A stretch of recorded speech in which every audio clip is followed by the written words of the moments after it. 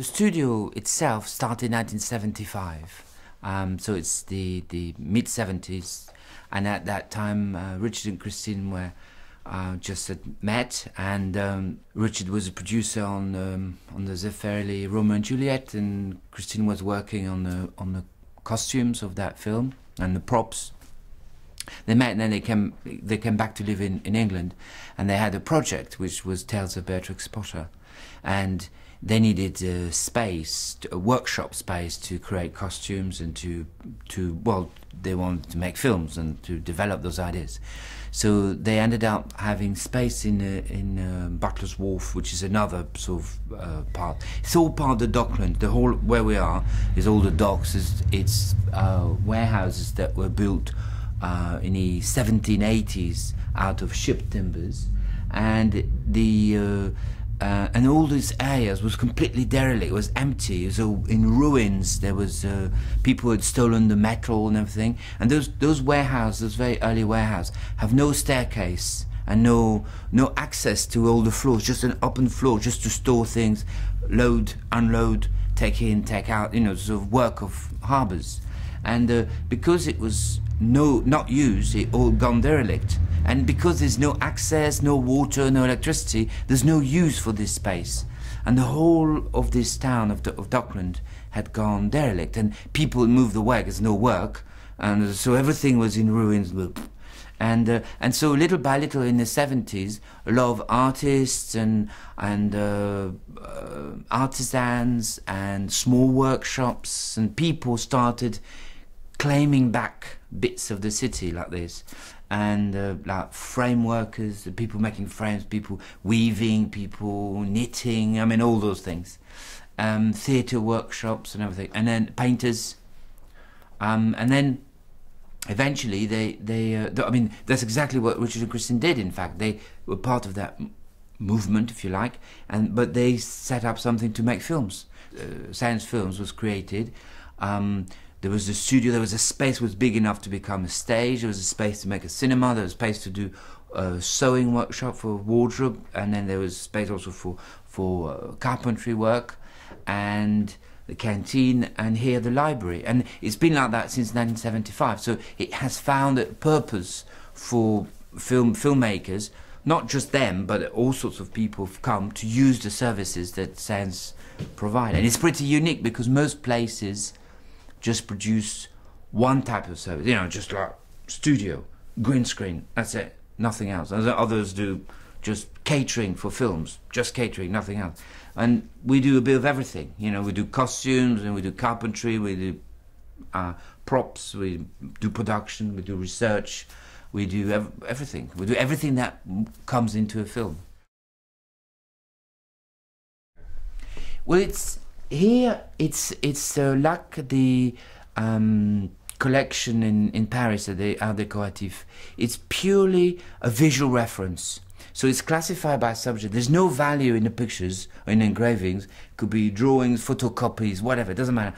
But it's reference. You know, when you prepare a film, whatever, any film, a film in the 1780s, whatever, you then go and look for reference for how the habitat looks like, the environment, how the costume look like, what the utensil of folk is, this type of knife or this type of knife or this type of gun, or this, you know, all that research you do every time you do a film. And maybe even if it's in 1975 films, or it doesn't matter when it is, people, designers, art directors and costume designer start with the visual. What is it going to look like? And then that gives them ideas. Maybe we'll do it now. Oh, that's nice, and or maybe in red, you know. Then so this is what it is. This is what it's for, and every time you make a film and you gather all this reference, at the end of the film, you have all those boxes with pictures. You don't know what to do with it, and that's where it can come. You come here, and then it all goes by subject and by years, and it's all classified, so you can find, I don't know, like kitchen utensil in Spain in 1500s, whatever, you know. Doesn't matter. There's no limit. It's universal. There's no. There's no limit, and it's purposefully not digital because we want and we encourage designers to have a very organic approach to it, so that they can look at things and find things they didn't expect and come across things by accident and come to other people and talk and discuss things, rather than just do it at home on their little computer and then just see what they've put on Google to get the search, and it's just what you've put in, you know. It is like an analog Google in a way, except that we probably have more accident than there is on Google, because you don't know, if you're a designer, you don't know who else is going to be here when you're there, and where you're going to find, or what you're not going to find, what accident is going to happen. It may be that you're going to find something you never thought you were going to find, you know, and that's the process. That's what is inspiring to when you create a film, is to have ideas, have something that helps you having ideas, and also it's an environment to work, because then you can ask your assistant to be here as well, and you work with them, or you're the director or the producer, so people can come together. It's more like teamwork. It's to stop the sort of isolation. We done some of the costume for Lizzie Crystal on Anonymous, the Ron Emmerich film, and that's been nominated for best costumes. And then yes, Lizzie is an example, has come here and done some of her research here. I mean, she's one of the designers who actually draw, you know, properly a drawing and paint a little design. But like every designer, she's had to find reference to her creative work, and so she's done some here. I mean, I'm sure she's done her own research as well in her books, in her everything, but this is like a big book what you can access, a big resource for people to do it. Yeah, of course. I mean, apart from that, of course, the workshop has created, the sewing workshop, the costume workshop has created many hundreds, thousands of costumes which go on rental. I mean, they go on film and then they come back, so the stock grows every year, goes bigger and bigger, and from one film to another we have a huge collection of costume which is hired all the time, and because a lot of our work is you know, we have a kind of ethic, is really through Christine, of being faithful to the period, whatever period it is, but being faithful to it, to how it was, trying to understand how things were made, to understand how they looked. Because of that, our stock has a particular flavour. It's not fancy dress, it's more like it's more genuine than that, and so people like to use it, and it's got a good sort of reputation. Well, what it is that the business as a business, whether the film studio or the costumes, is a very healthy business, but the problem is the relationship to the property. The property we don't own the property, we were always a tenant, the company is always paid rent, or before that it didn't pay rent because it was derelict, so it paid by doing the work, by the maintenance, and it was a sort of soft arrangement. And now we've got a situation where the company cannot pay more the rent. It's so expensive. It's just killing the business slowly, because it stopped the business keeping any profits, and it strips the business of any available capital, basically, and then for it gets nothing at all. So it's slowly going to nowhere, and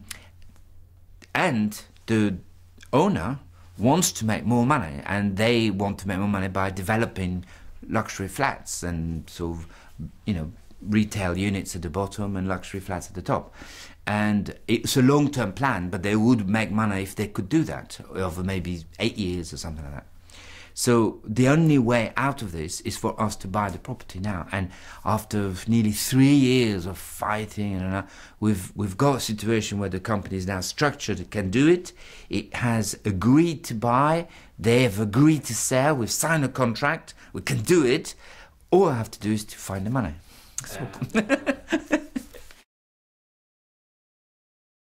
So the way to do this, I mean, of course, we have a little bit of capital and we have a little bank loan, but the rest is coming from shares that are offered to the public, and the British taxpayers can, if it's under a tax scheme. So basically, if an English taxpayer comes in, they get 30% of their investment back from tax. And there's other relief as well with capital gain and inheritance tax and all sort of thing. So it's very generous for them, and we've opened that to everyone. So we've got, so it's not a co-op, but it feels like a big community of like-minded people who like the arts, people who like films, people who like the conservation of old buildings like these.